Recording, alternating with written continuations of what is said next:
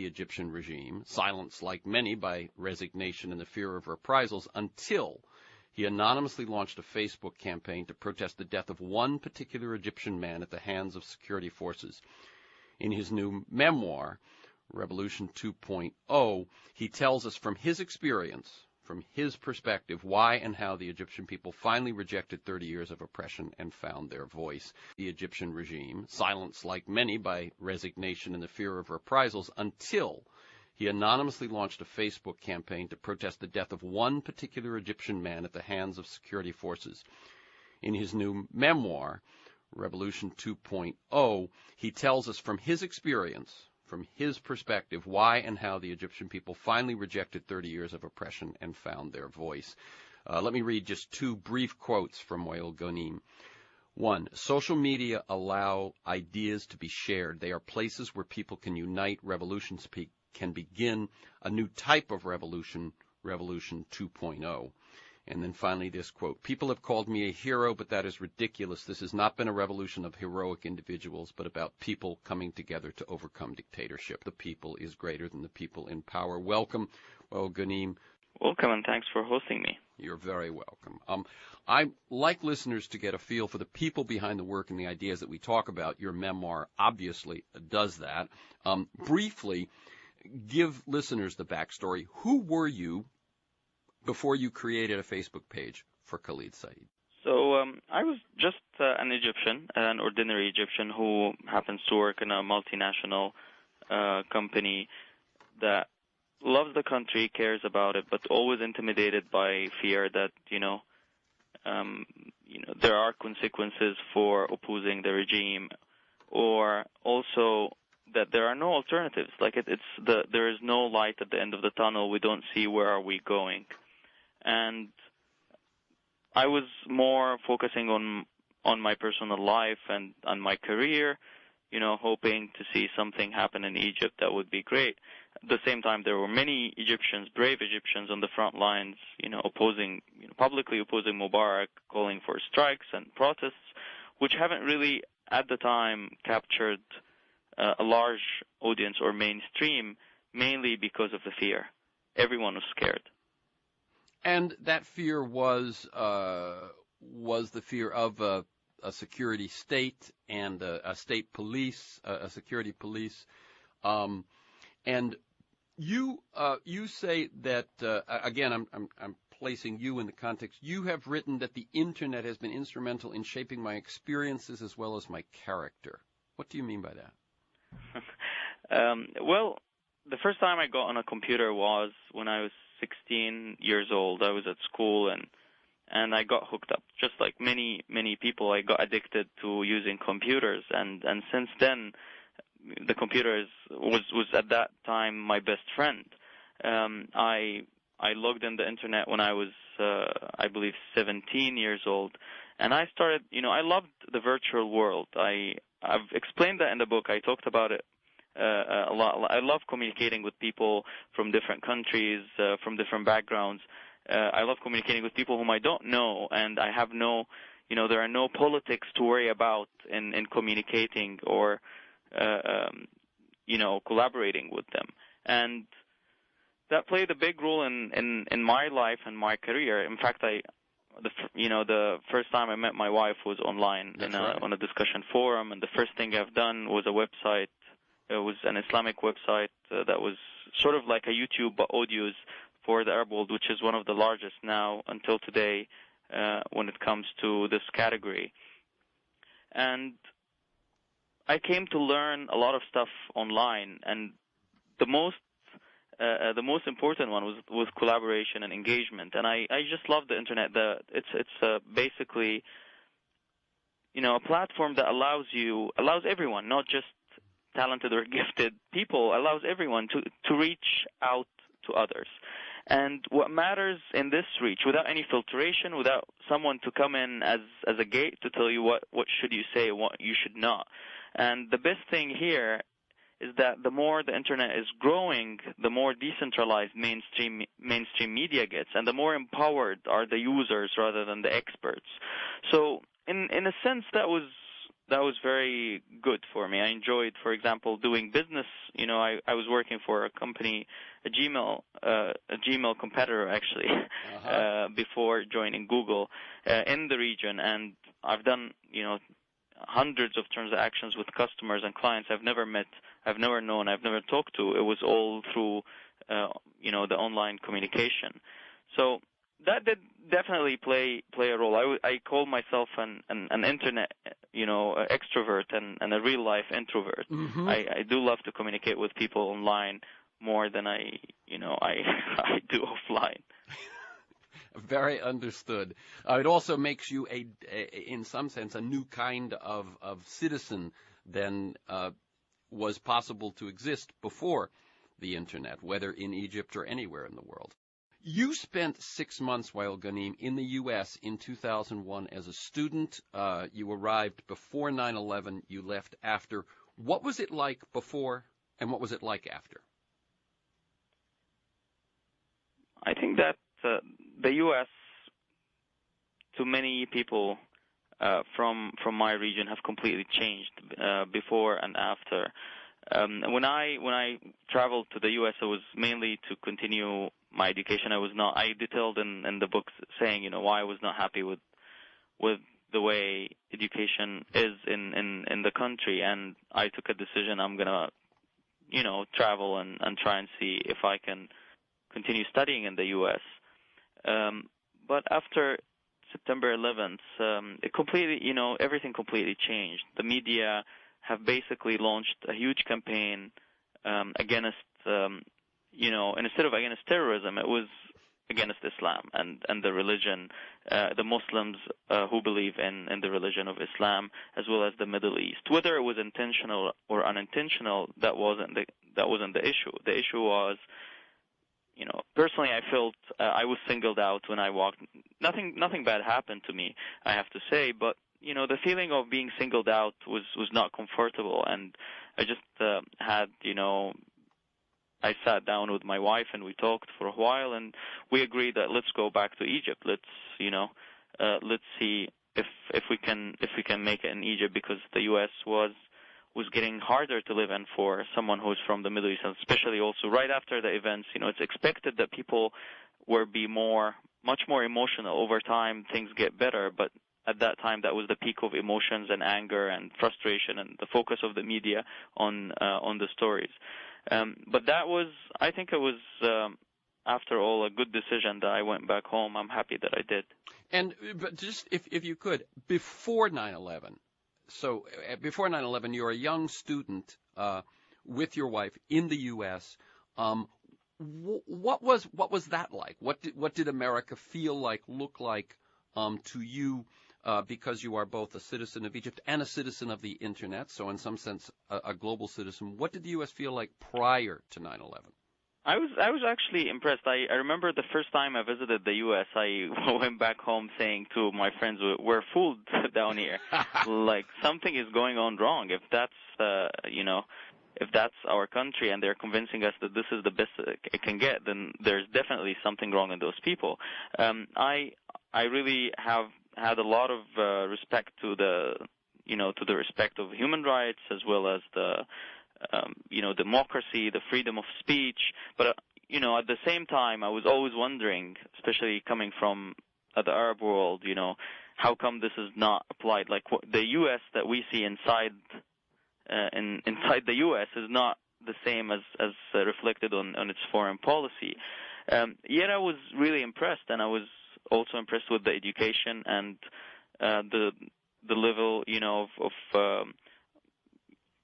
education among the people I communicated with. It was just, as a young guy, it's easy to get impressed by just flying to the U.S. In fact, many people from the country was their dream was always to go in the summer and visit the U.S. for a couple of months and go back and talk to everyone about it. Mm-hmm. Okay, and so we've got that. You come, it's an eye-opening event, and then, of course, 9/11 happens, and the feeling of being here changes. In your initial Google interviews, you were asked why you wanted to work for Google, which it's clear from your writing that you really did. And I believe you said that you wanted to help change the Middle East, and that you even at that point, thought the Internet was going to help make that happen. Yeah, I mean, it wasn't really about the meals at Google. It was mainly the belief. I had this long-lasting belief that Internet was one of the hopes for change. It's a tool at the end of the day. Change happens by the people, but people need tools, and Internet was great because, first of all, like a large number of Arabs in general were getting online. It just shows you the whole world. The access to information is very democratic, and it's easy to verify something and know about it. You can get to see the different points of views on any issue. People can collaborate and communicate effectively. So I just felt that it was a matter of time that the region changes. I remember in April 2010, I believe, I wrote that, which is like almost 1 year before the revolution, that Internet will change the face of politics in this country, and the elections in 2011 was never going to be like the elections in 2005, referring to when Mubarak won the elections easily against his competitors. So with a company like Google, the scale of change you can offer is huge. And this is not by actually getting involved in politics. It's just by providing people with the tools, and, they are empowered to do whatever they want with it. Exactly.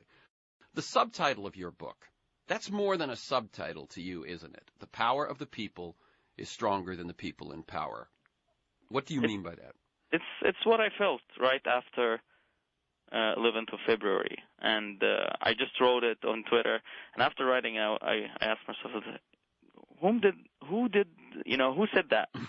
So I thought I copied it from someone. So I went to Google and I Googled it to make sure that, I get the reference right. Who was the one who said it? And it wasn't anyone. So this is a true feeling of what I felt when it's been always the case in the past that people in Egypt were saying, this is their country, they are the strongest, they govern us, no one can go against them. If you speak up, you're going to be arrested. You have to walk on the sidewalk, referring, it's an Egyptian common saying that don't walk in the street or you will get yourself in trouble. So what happened in Tunisia on the 13th of January and then on the 14th of January was such an inspiration to a lot of us. Wow. You are, all of a sudden, you see an Arab dictator. It was the first time in my whole life I see an Arab dictator addressing his nation saying, I am sorry, I was wrong. I am sorry, I understood you. And then the next day he escapes to Saudi Arabia. And that was the sign. When people are united, determined, they know what they want, and they're ready to pay whatever price to make it happen. It will happen regardless whomever in power, regardless what kind of power they have. I truly believe that one big reason why 11th of February happened and Mubarak was forced to step down is that most of us did not really understand politics. Most of us were naive, to say, and we were not ready for any concessions. We did not want any deals cut. We just wanted him out, and this is exactly what happened. And this is what forced the meaning that once the people are united, their power is definitely greater than anyone who's in power with whatever weapons, tools they have. And one of the sense I get also is that prior to this, even though the power, the Mubarak had been in power so long and everything had been handed over from one dictator to the next, even the hopes of people were usually in, what if we put someone else in power? You were involved you put up a Facebook page for Mohammed el-Baradei prior to the 2011 elections, right? So that was still a feeling that, not necessarily from you, but from the culture in Egypt, that the best we can do is change who is in power. Yeah, I mean, to a large extent, we needed someone we trust that can bring change. And el-Baradei, when he before el-Baradei comes to Egypt, I was not really interested in politics, just as I told you. One, because you are always scared of the consequences of doing that, especially if you work in a good company, if you have family. you will, ask yourself 10 times before getting into this. And the second, which is as important, is that we had no hope. Like, so what? What can happen? No one was envisioning how change will happen. When Mohammed al-Baradei started, showing interest that he joins the change campaign in the country, and then some young activists online started calling him for, to nominate himself for presidency, that seemed like a nice exit. That was like good. And he played a critical role at that time by saying, listen, I'm not running for presidency unless those 7 things happen. And that was the 7 demands, which I clearly explain in the book, like how the logic. But it was great how he came up with those demands and then started campaigning online and offline for people to sign and agree to. And the demands basically said, we're not going into a show called democracy. We need real democracy, and for that to happen, you need to make sure that the judges are the ones monitoring the elections, that Egyptians are voting, Egyptians abroad are voting, Egyptians vote with their ID cards. They don't have to go get other cards that complicate the matter, and so on. So at that time, I was giving a lot of attention to al-Baradei as a person, and eventually hoping that change will happen. I clearly remember, he said that if you are looking for a savior, I am not the savior. Egyptians have to save themselves. And that's why the second chapter of the book, as I named it, Searching for a Savior. We were looking for a savior. We wanted a magical solution. We wanted something crazy to happen. Someone comes in and we all go behind him and make it happen. But that wasn't the case. Yeah, that is not what happened. Okay. Can you just provide a little bit of context for listeners who aren't aware? Egypt is an ancient civilization but has a very youthful population, nearly 2/3 30 years old or under, and the numbers of educated and uneducated, the number of unemployed, the number of angry, the number of people who see no future. What is that like? So before 2011, I think if the revolution gave us anything, it would be hope. A lot of people started to have hope that this can be better. In Egypt, you have almost 1 out of every 2 lives under $2 a day. So people are really suffering from poverty and having huge economical problems. And 1 out of every 3, more than 1 out of every 3, can't read and write. So there is another clear education problem. And then the country ranks very high when it comes to corruption in all levels, starting from the top to the bottom. There were corruption everywhere, in politics, in education, in health system. Everything was corrupted, and it was sort of a rotten regime leading us. And the level of frustration was very high. A lot of Egyptians, including my dad, left the country because basically the salary he makes in Egypt is 1/20th of the salary he could make in Saudi Arabia. So he left to Saudi Arabia, and so did millions of Egyptians who fled outside the country trying to find a better opportunity. And things were getting worse to the extent that a lot of Egyptians started getting on boats, hundreds and sometimes thousands on boats, trying to reach the other side of the Mediterranean Sea in Europe, risking their lives, and many people have died in this trip. But then, those who survive come back and say, okay, I'm living dead.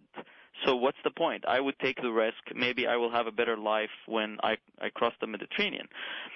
Add to this the feel, because of the regime was using fear, a lot of people were the sense of pride.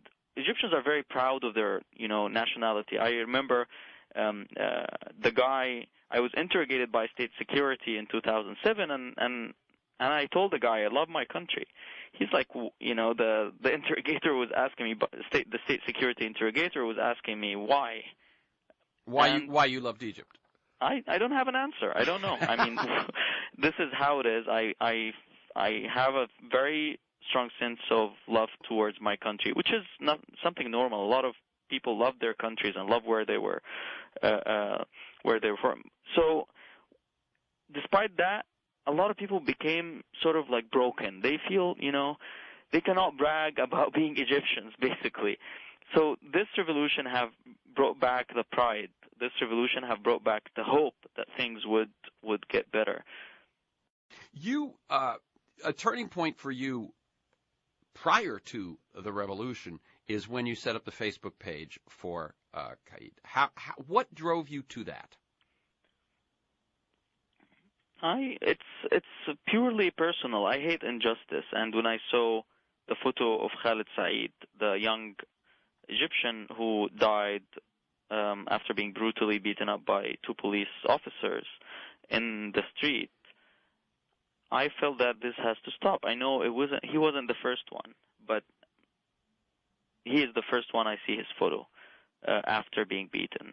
And the fact that he was young, he comes from a middle class, did not only connect with me, but to many Egyptians. And that was a very strong turning point. I remember sitting down for some time, broke into tears in my room, thinking, what can I do? And I decided I have to take his case to public. I have to try and help, among many others who have done that, to make sure that this is a public case.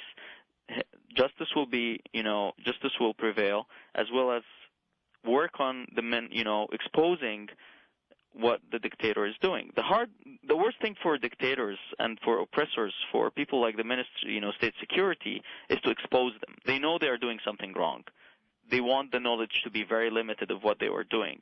And the more you expose them, the more you are putting pressure on them. And this is where I came from. So the page was mainly all about spreading the awareness and working with people trying to understand what can we do to fix the situation.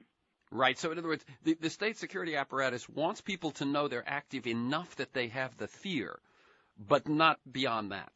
Yeah, they only want the people the people who get to speak up, to be scared, and to know exactly what they do. And actually, sometimes they basically intentionally tells you what happens so that you are always scared, you Right. are always intimidated, you calculate your steps. They call you eventually. They call you every other week to know what you are doing and what you are up to. They tell you, we are after you. Be careful. But as you just said, that shouldn't be the case in public. That shouldn't be the public case. The public should not know about that because they were scared of a moment like what happened on Jan 25th. The more you do this, the more mounting anger, the anger mounts, and there will be a moment where, everyone is going to say, no, enough, and this is not going to happen anymore. And then again, just to provide a little bit of the background, from the Facebook page, We Are All Qaid, you were organizing from that page, correct? Anonymously, but silent protests, silent demonstrations. What until everything shifted, what were you doing and what were you hoping? Well, I detailed the whole experience in the book because I have personally learned a lot through this process. It made me think, change a lot of my perceptions about how things should run for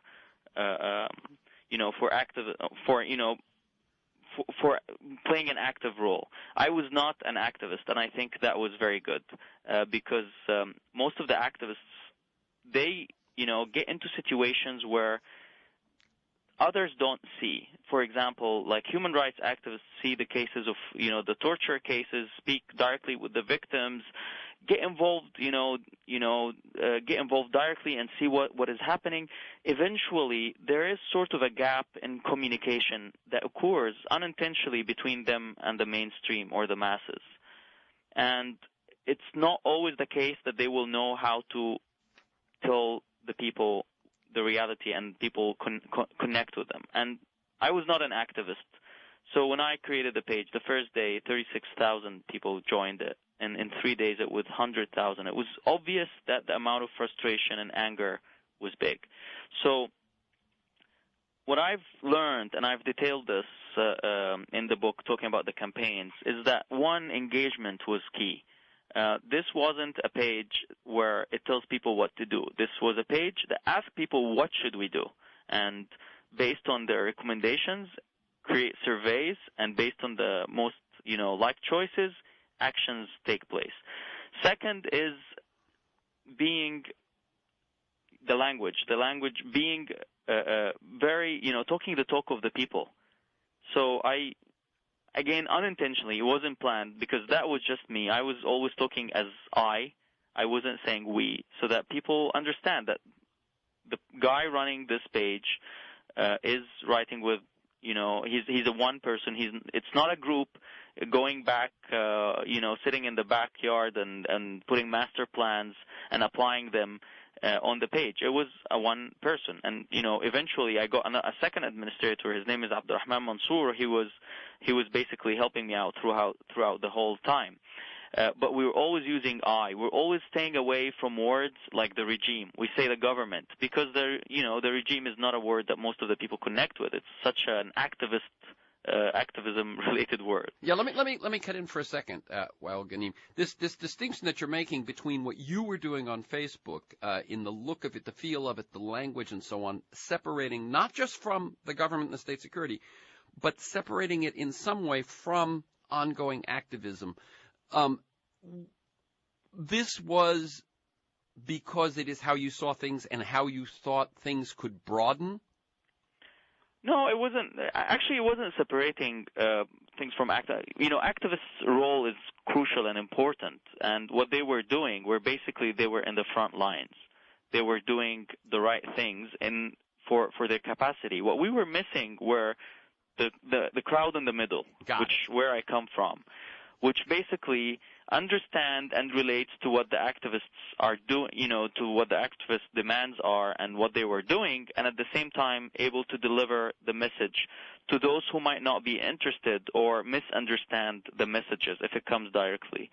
So, and also there is another thing, which is, as I was going to say after the language, it was also very important to make sure that this is not confrontational. Most of the people were scared. I personally, I'm intimidated, and I said it. I clearly, expressed my real feelings throughout the whole journey in the book, and I wasn't shying away from saying that I'm someone who's always worried about the security of myself, as well as my family and everyone whom I ask to do something.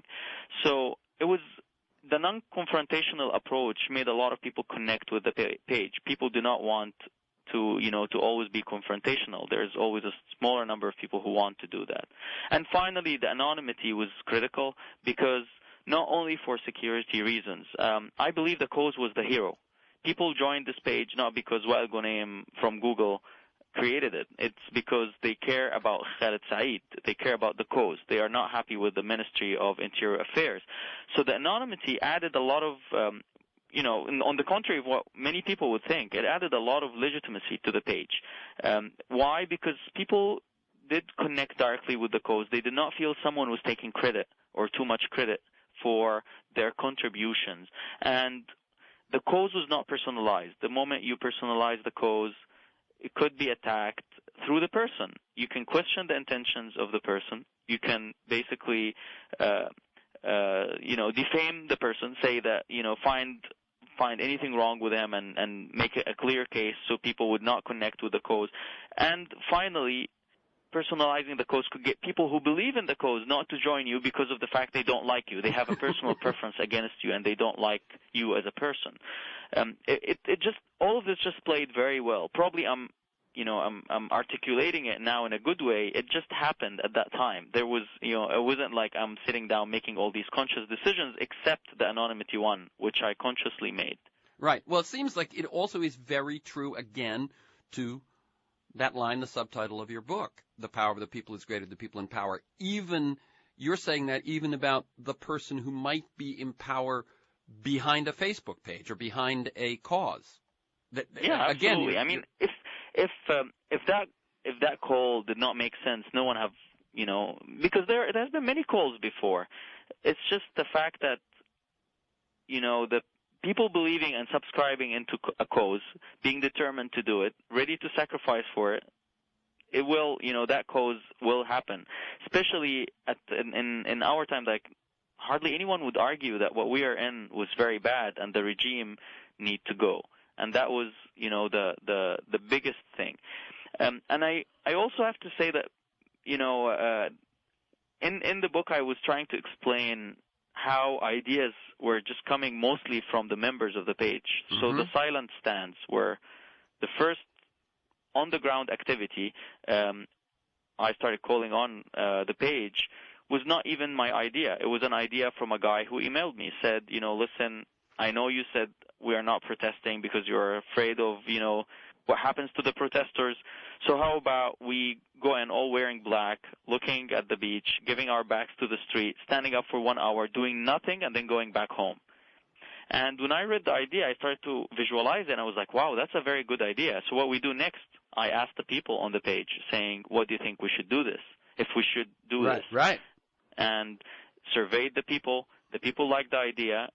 We, started collecting ideas from people on how to make it nice. People said bring Quran or the Bible, listen to something, don't hold each other hand, try to spread. And, people were developing the idea as we go until we went to the street on that day. And the moment you see the footage coming in, that was another, lesson learned, because people were very happy sharing their photos. Why? Because of the instantaneous feedback they get. There was instant feedback. As the moment you upload the photo on the page, hundreds of likes, tons of comments, and it just makes everyone happy that they took part of this. So all of this did play a critical role in building the DNA, the credibility between the page members and the page, despite the fact that they don't know who is running it. Right. Well, I mean, that's by its very nature, in some sense, they are. They are running it, right? Yeah. That's what I kept always saying. And it was pretty much in actuality true. As we bring it sort of chronologically up, we're at the point where there are demonstrations starting. The page exists, but we're nowhere near a revolution. Now, at that point, as we say, you're polling people, and you call in late 2010 for a celebration of Egypt's National Police Day on the 25th. Correct? What was your sense of that? 4 days before the 30th, Abdurrahman Mansour, the other administrator, came and told me, the police day is on 25th. That was, we should do something. And I told him I don't think so. It's I don't know if it's a Tuesday, because we used to do our activities on Fridays, which is the weekend in Egypt. So he said, no, it's a day off. We started thinking, okay, what can we do? And it was all about, let's do a silent stand. Maybe he suggested that we do a list of, honor all those good police officers, and, and a wall of fame and a wall of shame for the bad ones. And at that time, we didn't know what exactly will happen. So I posted on the 30th of December that, these guys are basically doing a lot of bad things in the past 1 year, and until now, nothing have happened in the case of Khalid Saeed. How about we see what can happen. So I posted it and waiting, I was trying to get some suggestions from the people. I started talking to some activists like Ahmed Maher from 6th of April, asking him, what should we do? And at that time, it was just, we were going to do something that 1,000 or a couple of thousand people do it. But the moment when Ben Ali made his speech, that was a turning point in personally for me. I started feeling more revolutionary, which is not me, than than a normal ordinary person. I was completely against the idea of launching massive protests before, and I even wrote about that on 7th of January. But then what Ben Ali did, and then his escape, just made me forget all that. And I said, we have to do it. Looking at the comments of the people, we've got to do exactly like what Tunisia did, even if it comes at the expense of my personal life. And I was very serious about it. I put the first post, then created renamed the event, recreated it, called it a revolution instead of a celebration of the police day. I said a revolution on unemployment, injustice, torture, and corruption. And so suddenly what had been celebrating Egyptian Police Day, January 25, becomes January 25, Revolution Against Torture, Corruption, Unemployment, and Injustice. And at that point, to some extent, for you at least, the die has cast, and you've shifted. Now, yeah, completely. And it wasn't just me. It was basically everyone in Egypt. Everyone in the critical mass who went on 25th. Let's not generalize. So everyone on the critical mass who went on 25th just felt that this is the moment. It's our moment. We will make it. We will do it. And the feedback was enormous. In a couple of days, the invitation on Facebook reached about 500,000 people. And there was about 27,000 confirmations. I have experience with other Facebook events, and, the largest I have seen was a 12,000 people confirmation. So in other words, two things happen. One, the ante is up as to what we're doing, and two, it turns out that brings out a much greater response. Huge response. It made sense. And I think the fact that the page, not a political movement, not a biased individual, were calling for it, made it easy for others to adopt and own. And there was no owner of the, of the invitation. And this is exactly why I don't like the fact that I've been much more exposed and taking a lot of credit while many others have worked and many others have had a lot of influence on what happened on Jan 25th.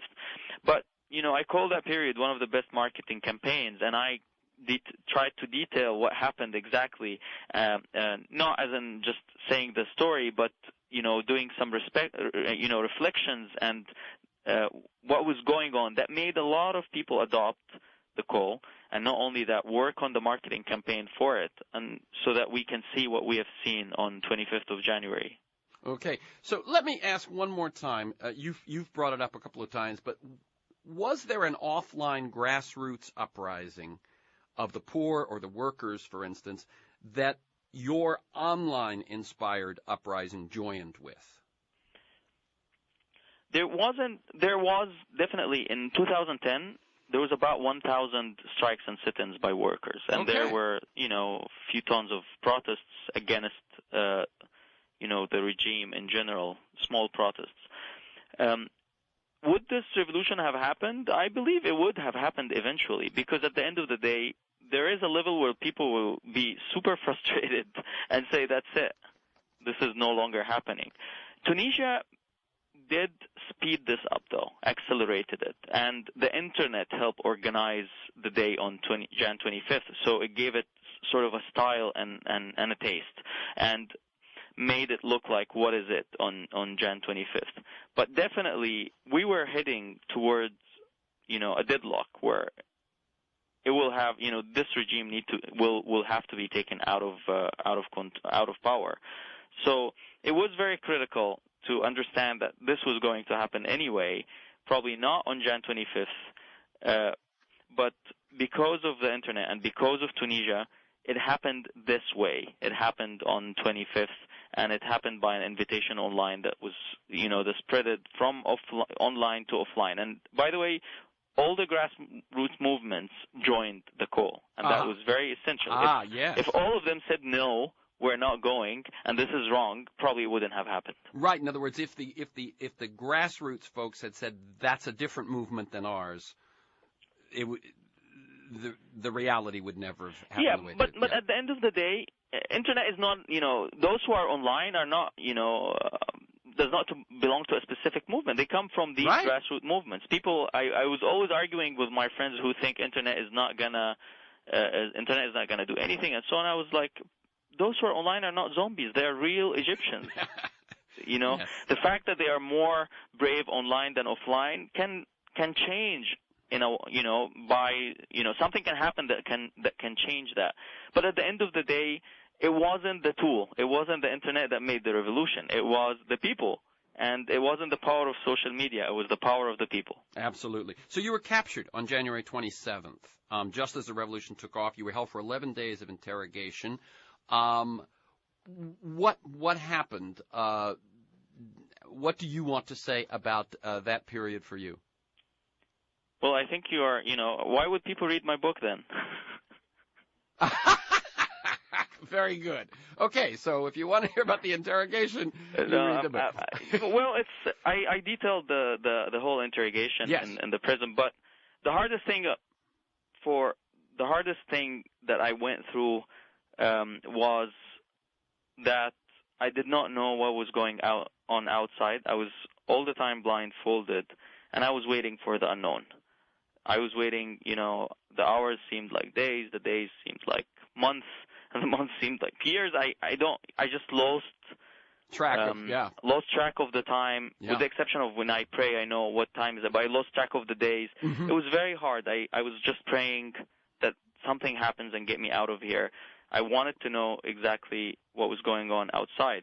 And this, I have to say that I was very lucky because I wasn't physically tortured, probably beaten up here and there, but that is not torture as per what generally happens to people. There were people who died inside prisons in Egypt while being tortured, and there are people who spent months and months in that. So I was very lucky that it was only 11 days, and it was basically basically blindfolding and being handcuffed, and that's all about it. Very good. You have thanked the regime of Hosni Mubarak for making their overthrow inevitable. And I've seen you say it on 60 Minutes and so on. What do you mean when you're saying that? I think what happened, the reaction to what was happening, was the main reason why he got out of power. Basically, they completely undermined what was going to happen on Jan 25th, before Jan 25th. They ignored, I remember one of my friends who's now a parliament member, he was part of the whole movement from the beginning. He wrote a letter to Mubarak on 23rd of January saying that it's about time, you have to listen. And of course, they completely did not think anything will happen. And when people took to the street on 25th, and instead of negotiating with the young guys, who came, by the way, at that time, we had demands. Those demands were, firing the Minister of Interior Affairs, making sure there's a minimum wage, like normal demands. If they came on Jan 25th midday and said, okay, we're doing 1, 2, 3, 4, that's it, that would have been at least created a friction between the activists and the people who are in the street, right? Whether they should stay or leave. They decided to use tear gas and rubber bullets, water hoses, beat up everyone, force people to leave the square, which made people more persistent. One of my friends was interrogated. That same guy I was just referring about. Yeah. I was referring to. He was interrogated by them, and on the night of 25th, they arrested him. The guy told him, "Do you think you guys can go in thousands in the street and get us out of power? You are dreaming. You don't understand the Egyptian security." So they were completely arrogant. They did not see it happening. And then the lousy step of cutting down the internet and phone was very important because it just showed the whole Egypt that they are scared. Right. In other words, the worst thing you show to the person who is fighting you is to show him that you are scared. And so people who weren't closely involved suddenly lost their phone or lost their internet, and so now it was like they came and told you, you may not have been paying attention, we're scared. Yes. Yeah. And that did definitely create anger, and as well as made a lot of people join just because of the fact that this looks like it's happening. The regime is afraid. If they're reacting this way, it must be happening. Of course. Yeah. And then eventually through the process, they did not understand the demands. I think they have done a lot of mistakes. The camel battle after Mubarak's speech, as you know, they were just. It was overwhelming, and they did not see it happening. They did not understand the young people, especially they haven't been communicating with them anyway. All of a sudden, those people revolt, and you see an Egypt that you never saw before. Everyone was impressed and surprised. Right, that no one had known that this was there. Let's move to the present, because we don't have that much time left. A year ago today, the protests were taking place. The recent parliamentary elections in Egypt have given first and second place to the Muslim Brotherhood and the Islamic Party, the Noor. Where do things stand? What is it? And then Last week, perhaps as many as 70 die after a soccer game, and now there are riots in various cities. What's your sense of where Egypt is and where the revolution is today? First, I have to say, I'm very sorry about all those who died, and I think this is one of the biggest problems we are facing, and we have been facing, is that the value, the life of the Egyptian people is not as valuable as we wanted it to be in the eyes of the regime or whomever is in power, and this must change, and we're all working on this. I believe that the situation in Egypt can be seen from different angles, and it's complicated. It's not 0 or 1. There's a huge gray area. If we look at the achievements, I believe we have achieved things that if you tell me 13 months ago it would have happened, I think you're crazy. Mubarak stepping down, his son is in prison, his government is no longer there, his party is dissolved, and then, as you've just mentioned, for the first time in 60 years, 27 million Egyptians go to the street, waiting in lines and voting for whomever they want in the parliament. So those are amazing achievements. No one have envisioned this. No one have seen it coming. And we have to just celebrate our success. But at the same time, there are many people who died, and there haven't been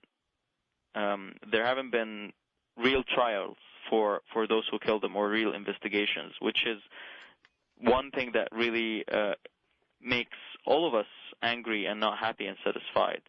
And in the pace of the transitional process is basically not acceptable, and for many of the Egyptians, and they want to see a president as soon as possible. They want the country to end the military rule, which lasted for over 60 years now, to end as soon as possible, so that we start looking for the next steps. We took to the streets not just for democracy. One of the main reasons is economy. We wanted social justice. We wanted people to live a better life, especially if almost 50% of the people are living under the poverty line.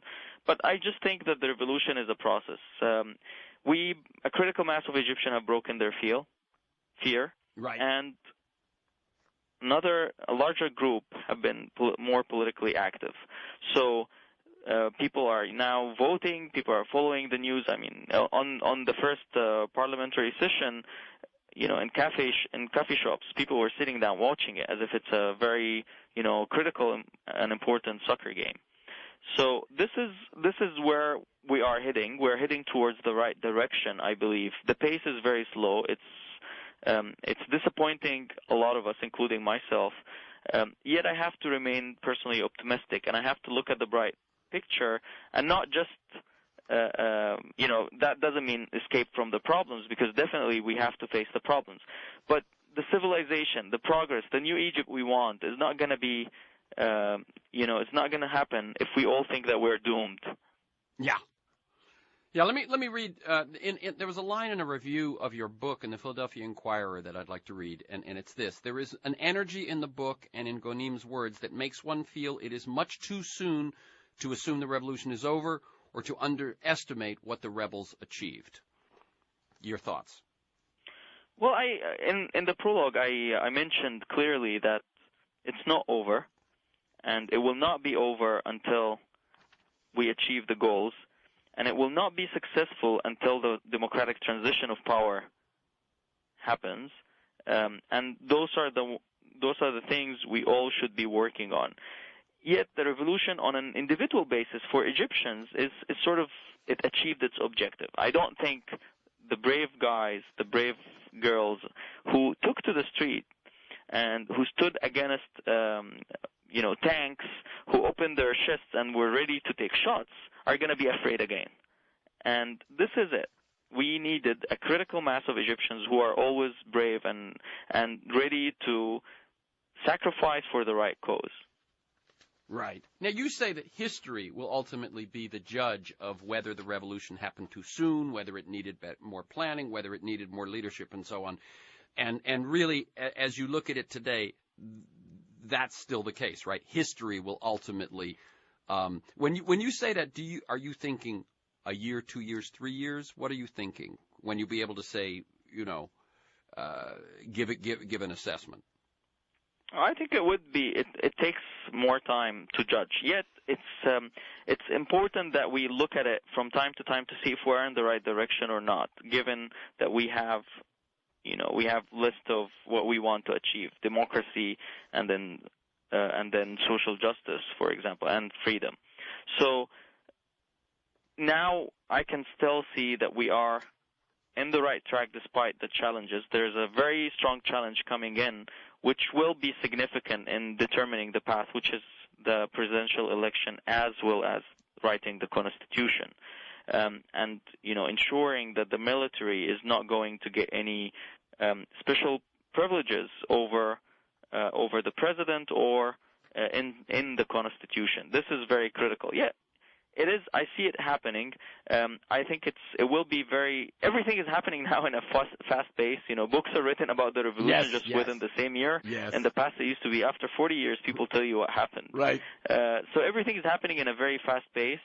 While we should be happy with that pace and we should keep going and running, we shouldn't just underestimate the fact that, we are recovering from 60 years of military rule, 30 years of dictatorship. Things are not going to happen like this. Yeah, that there is a mentality that must be overthrown as well as a leader.